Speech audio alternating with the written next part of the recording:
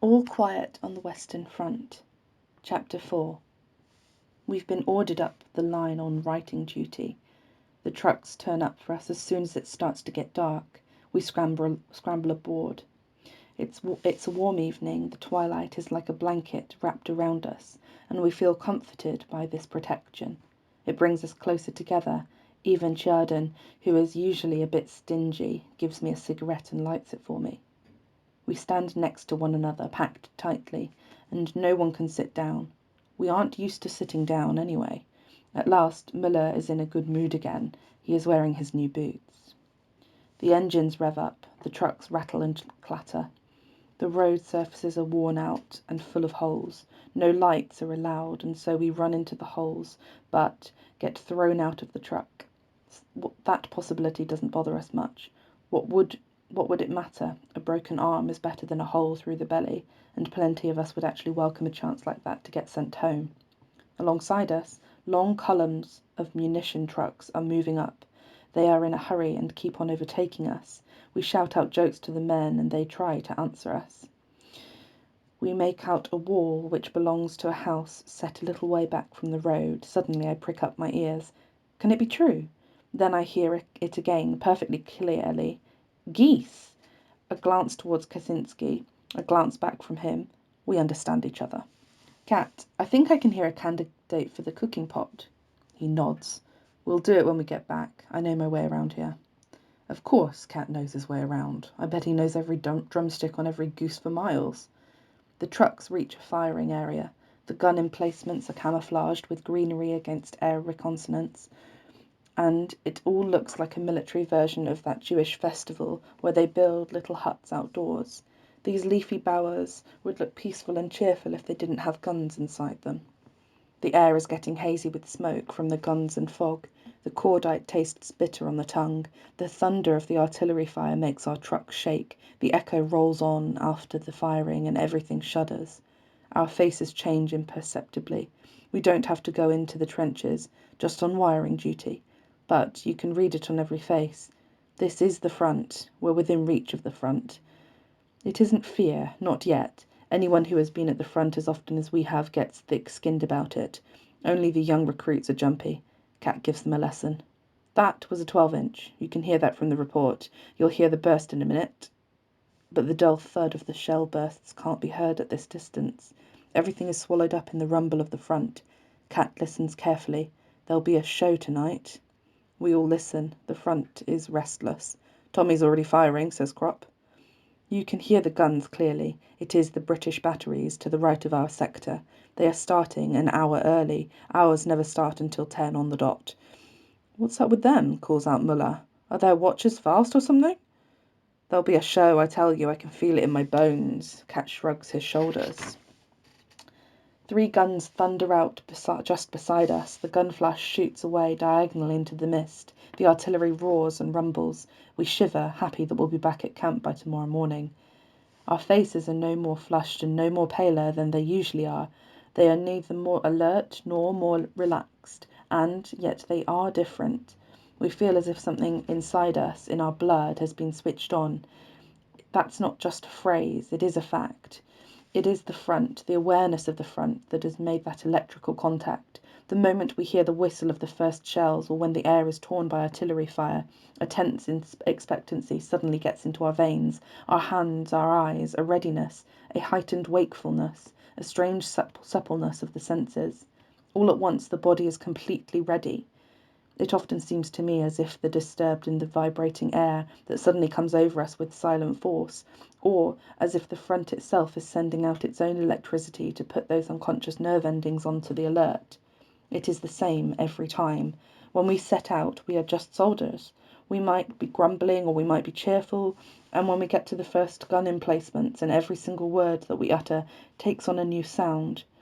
If Cat stands in front of the huts and says, "There's going to be a show," then that is his own opinion, nothing else. But if he says it out here, then the same words are as sharp as a bayonet on a moonlit night, cutting straight through the normal workings of the brain, more immediate, and speaking directly to that unknown element that has grown inside us with a dark significance. There's going to be a show. Perhaps it is our innermost and most secret life that gives a shudder and then prepares to defend itself. For me, the front is as sinister as a whirlpool. Even when you are a long way away from its centre, out in calm waters, you can still feel its suction pulling you towards it, slowly, inexorably meeting little resistance. But the power to defend ourselves flows back into us out of the earth and out of the air. Most of all, it flows out of the earth. The earth is more important to the soldier than to anybody else. When he presses himself to the earth, long and violently, when he urges himself deep into it with his face and with his limbs, under fire and with the fear of death upon him, then the earth is his only friend, his brother, his mother. He groans out his terror and screams into its silence and safety. The earth absorbs it all and gives him another 10 seconds of life, 10 seconds to run, then takes hold of him again, sometimes forever. Earth, earth, earth. Earth with your ridges and holes and hollows into which a man can throw himself, where a man can hide. Earth, in the agony of terror, the explosion of annihilation, in the death roar of the shell bursts, you gave us that massive resurgence of a reconquered life. The madness, the tempest of an existence that had practically been torn to shreds flowed back from you into our hands, so we burrowed deep into you for safety, and in the speechless fear of relief of having survived the moment, our mouths bit deeply into you. With the first rumble of shellfire, one part of our being hurls itself backward 1,000 years. An animal instinct awakens in us, and it directly protects us. It is not conscious, it is far quicker, far more accurate and far more reliable than conscious thought. You can't explain it. You are moving up, not thinking of anything, then suddenly you are in a hollow in the ground with shrapnel flying over your head, but you can't remember having heard the shell coming or having thought about taking cover. If you had relied on thought, you would have been in so many pieces of meat by now. It was something else, something prescient, unconscious awareness inside us that threw us down and saved us without our realizing. But for this, there would long since have been not a single man left alive between Flanders and Vosges. We set out as soldiers, and we might be grumbling or we might be cheerful. We reach the zone where the front line begins, and we have turned into human animals. We move into a rather scrappy wood. We pass the field kitchens. Just beyond the wood, we climb down from the trucks and they go back. They will be picking us up again before first light tomorrow. Mist and smoke from the artillery is chest high over the meadows. The moon is shining on it. Troops are moving on the roadway. The steel helmets give a dull reflection in the moonlight. Heads and rifles stick out from the white mists, nodding heads and swaying rifle barrels. Further on, the mist clears. The heads turn into whole figures. Tunics, trousers and boots come out of the mist, as if from a pool of milk. They form into a column. The column marches straight ahead, the figures become a wedge, and you can no longer make out individual men, just this dark wedge, pushing forwards, made even more strange by the heads and the rifles bobbing along on the misty lake. A column, not men. Light artillery and munition wagons move in from a side road. The backs of the horses shine in the moonlight, and their movements are good to see. They toss their heads and their eyes flash. The guns in the wagons glide past against an indistinct background, like a lunar landscape, while the steel-helmeted cavalrymen look like knights in armour from a bygone age. Somehow it is moving and beautiful. We make for the equipment dump. Some of our men load the angled sharpened iron uprights onto their shoulders. The rest stick straight iron bars through rolls of barbed wire and carry them away. They are awkward and heavy loads. The terrain gets more pitted. Reports come back to us from up ahead. Watch where you're going. There's a deep shell hole on the left. Mind that trench. We keep our eyes wide open and test the ground with our feet and with the bars before we pull our weight down. The column stops suddenly. You bang your face into the barbed wire. Roll that man in front of you is carrying, and you swear. A couple of shot-up trucks are in the way. A new order comes. Pipes and cigarettes out. We are close to the front-line trenches. In the meantime, it has gone completely dark. We skirt around a little copse, and our sector is there before us. There is an indistinct reddish glow from one end of the horizon to the other. It changes constantly, punctuated by flashes from the gun batteries. Vary lights up lights go up high above it, silver and red balls which burst in a shower of white, red and green stars. French rockets shoot up, the ones with silk parachutes that open in the air and let them drift down really slowly. They light up everything as clear as day, and their brightness even reaches across to us so that we can see our shadows stark against the ground. The lights hang in the sky for minutes at a time before they burn out. New ones shoot up at once everywhere, and there are still the green, red and blue stars. Going to be a bad do, says Kat. The thunder of the guns gets stronger until it becomes a single dull roar, and then it breaks down again into individual bursts. The dry-voiced machine guns rattle. Above our heads the air is full of invisible menace, howling, whistling and hissing. This is from the smaller guns, but every so often comes the deep sound of the big crump shells, the really heavy stuff, moving through the dark and landing far behind us. They make a bellowing, throaty, distant noise like a rutting stag, and they go far above the howl and the whistle of the small shells. Searchlights begin to sweep the black sky. They skim across it like huge blackboard pointers, tapering down at the bottom. One of them pauses, shaking a little. At once another is beside it, and they cross, and there is a black winged insect, trapped and trying to escape. An airman. He wavers, is dazzled, and falls. We ram the iron posts in firmly at set intervals. There are always 2 men holding the roll while the others pay out the barbed wire. It is that horrible wire with lots of long spikes, close together. I am out of practice at paying it out and rip my hand open. After a few hours we have finished, but there is still some time before the trucks are due. Most of us lie down and sleep. I try to as well, but it is too cold. You can tell that we are not far from sea because you are waking up from the cold. At one point I do fall asleep, into a deep sleep. Then I wake and suddenly with a jolt, I have no idea where I am. I see the stars and I see the rockets, and just for a moment I imagine that I have fallen asleep in the garden at home during a fireworks party of some sort. I don't know whether it is morning or evening, and I lie there in the pale cradle of dawn waiting for the gentle words which must surely come, gentle and comforting. Am I crying? I put my hand to my face, and it is baffling. Am I a child? Smooth skin. It only lasts for a second, and then I realise the silhouette of Kaczynski. He is sitting there quite calmly, old soldier that he is, smoking his pipe. One of those with the lid over the bowl, of course. When he sees that I am awake, he says, "That made you jump? It was only a detonator. It whizzed off into the bushes over there." I sit up. I feel terribly alone. It is good that Kat is here. He looks thoughtfully at the front and says, "Lovely fireworks, if only they weren't so dangerous." A shell lands behind us. A couple of the new recruits jump up in fright. A few minutes later, another shell comes over closer than before. Kat knocks out his pipe. Here we go. It had started. We crawl away as fast as we can. The next shell lands almost among us.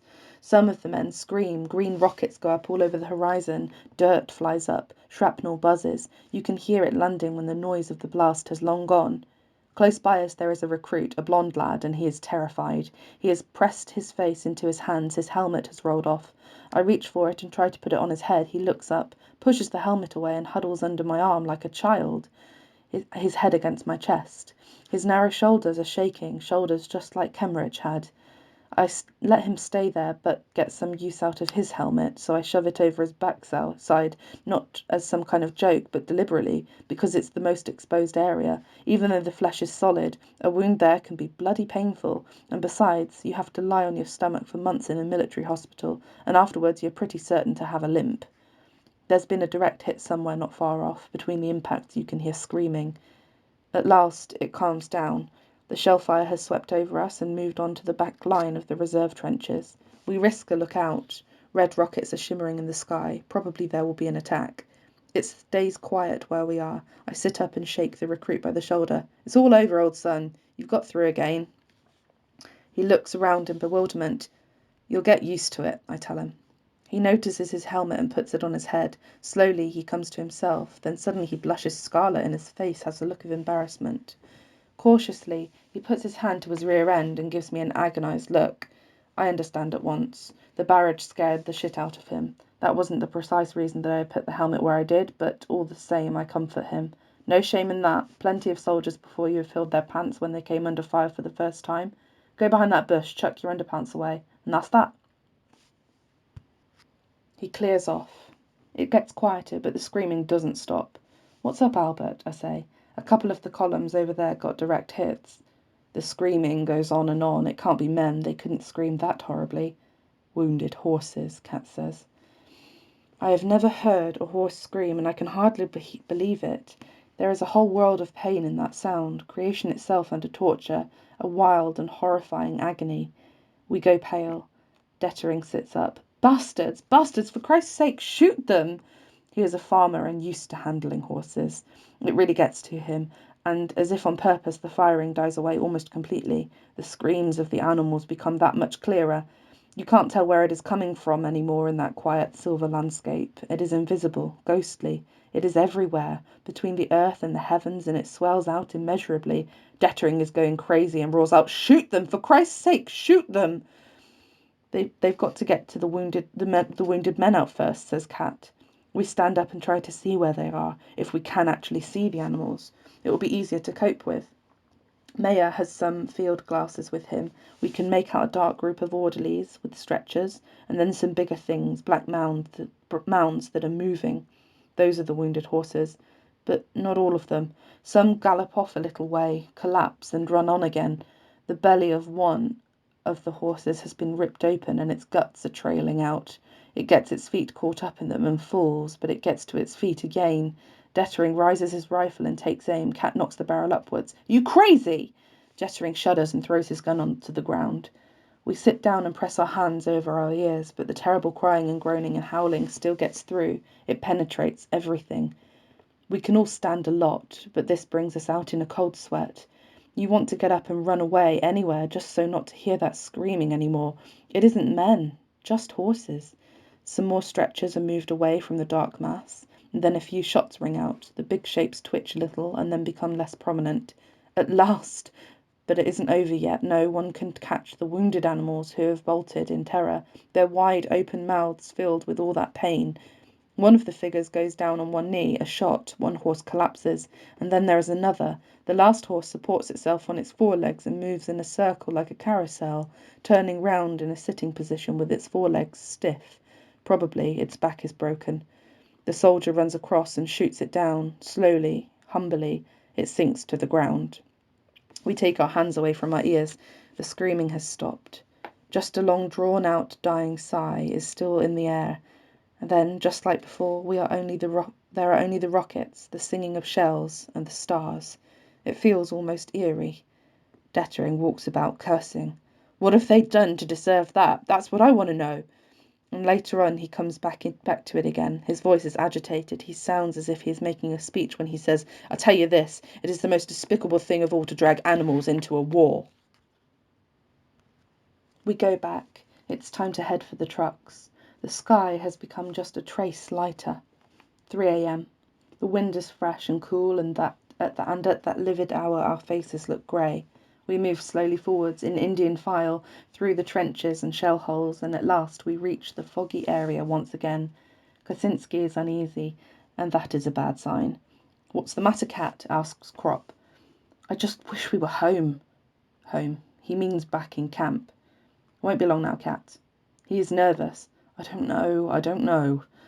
We get to the communication trenches and then back to the meadows. The little wood is in front of us. We know every inch of ground here. We can already see the graves of the rifle brigade, with the mounds of earth still piled up and the black crosses.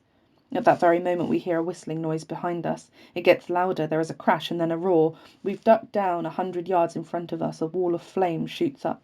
The next moment part of the wood is lifted up above the treetops when the second shell hits. 3 or 4 trees go up with it and are smashed to pieces in the process. The follow-up shells are already hissing down with a sound like safety valve. Heavy fire. "Take cover!" somebody shouts. "Take cover!" The meadows are flat. The wood is too far away and too dangerous. The only cover is the military cemetery and the grave mounds. We stumble into the darkness, and soon every man has flattened himself behind one of the mounds. Not a moment too soon. The dark turns into madness. It rocks and rages. Dark things, darker than the night itself, rush upon us in great waves, over us and onwards. The flashes of the explosions light up the cemetery. There is no way out. In the light, one of the shell bursts and I risk a glance out onto the meadows. They are like a storm-tossed sea, with the flames from the impact spurting up like fountains. No one could possibly get across that. The wood disappears, splintered, shattered, smashed. We have to stay in the cemetery. The earth explodes in front of us. Great clumps of it come raining down on top of us. I feel a jolt. My sleeve has been ripped by some shrapnel. I clench my fist. No pain, but that is no comfort. Wounds never start to hurt until afterwards. I run my hand over the arm. It is scratched, but still in one piece. Then I get a knock on the head and everything blurs, but as quick as a flash comes the thought, you mustn't faint. I sink down to the black mud and get up again immediately. A piece of shrapnel hit my helmet, but came from so far off that it didn't cut through the steel. I wiped the dirt out of my eyes. A hole has been blown in the ground right in front of me. I can't make it out. Shells don't often land in the same place twice, and I want to get into that hole. Without stopping, I wriggle across towards it as fast as I can, flat as an eel on the ground. There is a whistling noise again. I curl up quickly and grab for some cover, feel something to my left and press against it. It gives. I groan, and the earth is torn up again. The blast thunders in my ears. I crawl under whatever it was that gave way, and when I touch it and pull it over me, it is wood, cloth, cover, pretty poor cover against falling shrapnel. I open my eyes. My fingers are gripped tight on a sleeve, an arm, a wounded soldier. I shout out to him. No answer. Must be dead.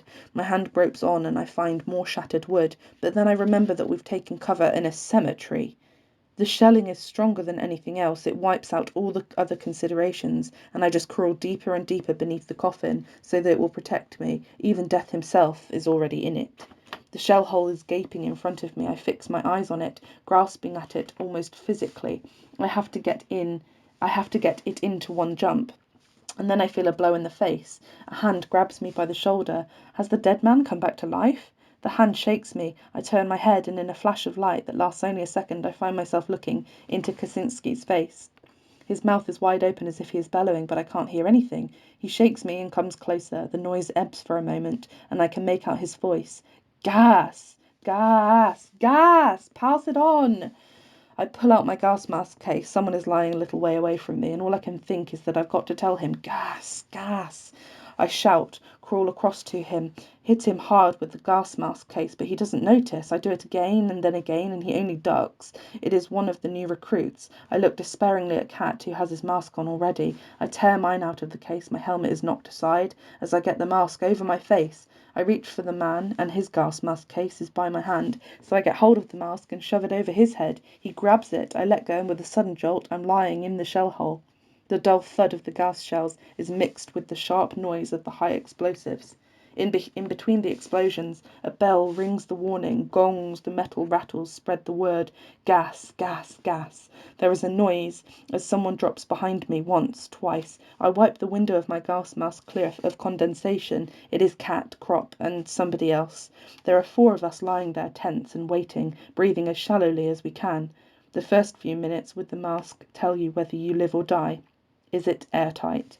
I don't know the I know the terrible sights from the field hospital, soldiers who have been gassed, choking for days on end as they spew up their burned-out lungs bit by bit. I breathe, carefully, with my mouth pressed against the mouthpiece. By now the gas is snaking over the ground and sinking into all the hollows. It insinuates itself into our shell hole, wriggling its way in like a broad, soft jellyfish. I give Cat a nudge. It is better to crawl out and lie on top rather than here where the gas concentrates itself the most. But we can't. A second hail of shellfire starts. It's as if it is not the guns that are roaring. It's as if the earth is raging. There is a crash as something black flies over and onto us. It strikes the ground right beside us. A coffin that has been blown through the air. I see Cat move and crawl across to him. The coffin has crashed down on the outstretched arm of the 4th man in our shell hole. He tries to tear off his gas mask with his other hand. Crop gets him just in time, twists that arm hard behind his back and holds it there. Cat and I set about freeing the wounded arm. The coffin lid is loose and damaged, and we easily manage to wrench it free. We throw out the corpse, which flops down, and then we try to loosen the rest of the coffin. Luckily, the man passes out, and Albert is able to help us. Now we don't have to be so careful, and we work like mad until the coffin gives way with a sighing noise to the spades, which we shove in underneath it. It is lighter now. Cat takes a piece of the coffin lid and puts it under the shattered arm. We wrap the bandages from all our field dressing packs around it. There isn't anything else we can do at the moment. My head is throbbing and buzzing in the gas mask. It is nearly bursting. Your legs get strained. They only have stagnant, overheated, used-up air to breathe. The veins in your temples bulge and you think you're going to suffocate. Grey light trickles into our shell hole. Wind sweeps the cemetery. I haul myself up over the edge of the hole. Lying in front of me in the dirty light of the dawn is a leg that has been torn off with the boot on it still completely undamaged. I see it all perfectly clearly in a moment, but now, a few yards away, somebody is standing up. I clean the goggles, and because I am agitated, they mist over again at once. But I stare across. The man over there isn't wearing his gas mask anymore. I wait for a few seconds longer, but he doesn't collapse. He looks around cautiously and takes a few steps. The wind has dispersed the gas. The air is clear, and gasping for breath, I rip my mask away from my face too, and my knees give way. The air pours into me like cold water. My eyes feel as if they could burst from my head. The wave sweeps over me and plunges me into darkness. The shelling has stopped. I turn back to the crater and wave to the others. They scramble up and tear off their masks. We pick up the wounded man. One of us holds the arm with a splint on it, and in a group we stumble away as quickly as possible. The cemetery has been blown to pieces. Coffins and corpses are scattered all around. They have been killed for a second time, but every corpse that was shattered saved the life of one of us. The fence had been wrecked. The rails of the field railway on the other side have been ripped out and bent upwards, so that they point to the sky. Someone is lying on the ground in front of us. We stop. Crop goes on alone with the wounded man. The man on the ground is a recruit. He has blood smeared all over one hip. He is so exhausted that I reach for my flask, which has tea in it with rum. Cat holds back my hand and bends over him. "Where did you cop it, mate?" He moves his eyes, too weak to answer. Carefully, we cut away his trousers. He moans. It's okay, it'll soon be better." If he's been hit in the stomach, then he mustn't drink anything. He is thrown up, and that is a good sign. We expose the hip area. It is just a pulp of torn flesh and splintered bone. The joint has been hit. This lad will never walk again. I wet my fingers and run them across his forehead, then give him a drink. Some life comes into his eyes. It's only now that we realise that his right arm is bleeding as well. Cat spreads out 2 field dressings as wide as he can so that they cover the wound. I look around for some cloth so that I can tie it up loosely. We haven't got anything, so I cut more of the wounded man's trousers away so that I can use a piece of his underpants as a bandage, but he isn't wearing any. I look at him more closely. It's the blond lad from earlier on. Meanwhile, Cat has fetched a couple more field dressings from the pockets of dead soldiers, and we place them carefully on the wound. The lad is looking at us with a fixed gaze. We'll go and get a stretcher now. But he opens his mouth and whispers, "Stay here." Cat says, "We'll be back in a minute. We're going to get a stretcher for you." It is impossible to say whether he understands or not. He whimpers like a child behind us as we go. "Stay here." Cat looks around and then whispers, "Wouldn't it be best just to take a revolver and put him out of his misery?" The lad is not likely to survive being moved, and at the very most he'll last a couple of days, but everything he's been through so far will be nothing compared to those few days until he dies. At the moment he is still in shock and can't feel anything. Within an hour he'll be screaming a mass of unbearable agonies, and the few days that he still has left to live will be just as incessant, raging torture. And what difference does it make to anyone whether he has to suffer them or not? I nod. "You're right, Cat. Best thing would be a bullet." "Give me a gun," he says, and stops walking. I can see that he is set on it. We look around, but we're not alone anymore. A small group is gathering near us, and heads are appearing out of the shell holes and trenches. We bring a stretcher. Cat shakes his head. "Such young lads." He says it again. "Such young, innocent lads." Our losses are not as bad as might have been expected. 5 dead and 8 wounded. It was only a short barrage. 2 of our dead are lying in one of the reopened graves, and all we have to do is fill it in.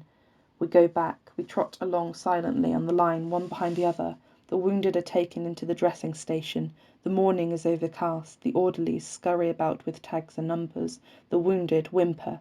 It starts to rain. Within an hour we reach our truck and climb aboard. There is more room on it now than there was before. The rain gets heavier. We open up tarpaulins and put them over our heads. The drops drum down on top of them. Streams of rain pour off the sides. The trucks splash through the holes in the road and we rock backwards and forwards, half asleep. 2 men at the front of the truck have long forked poles with them. They watch out for the telephone wires that hang down so low across the roadway that they could take your head off. The 2 men make sure that they get them with their forked sticks and lift them over our heads. We hear them shouting, "Mind the wires!" And still, half asleep, we bob down and then straighten up again.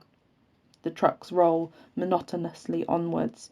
The shouts are monotonous. The falling rain is monotonous. It falls on our heads and on the heads of the dead men up at the front of the truck, on the body of the little recruit with a wound that is far too big for his hip. It's falling on Kemmerich's grave, and it's falling in our hearts. From somewhere we hear the sound of a shell burst. We snap to, our eyes wide open, our hands ready again to heave our bodies over the side of the truck, into the ditch by the roadside, but we don't hear any more. Just the monotonous shouts of, "Mind the wires!" We bob down. We're half asleep again.